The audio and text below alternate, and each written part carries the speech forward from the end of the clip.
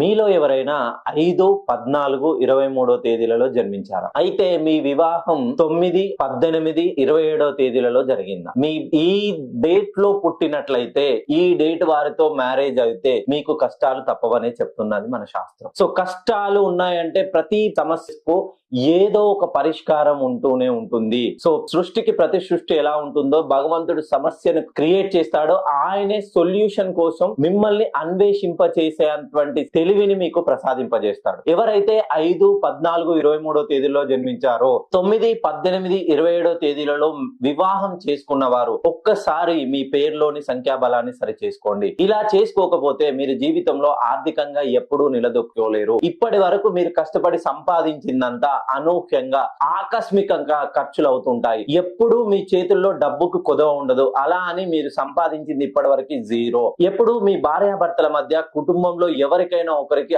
ఆరోగ్యపరమైనటువంటి సమస్యలు ఎప్పటికీ ఒక కొత్త రకమైన సమస్యలు వస్తూనే ఉంటుంది. వ్యాపారంలో ఉద్యోగం కోసం ప్రయత్నించే వాళ్ళు మెయిన్ గా చాలా మంది చాలా సంవత్సరాల నుండి ఉద్యోగ ప్రయత్నం చేస్తుంటారు. చివరి వరకు వచ్చి నోటికి చేజారే సమయానికి అది నేలపాలైపోతుంది.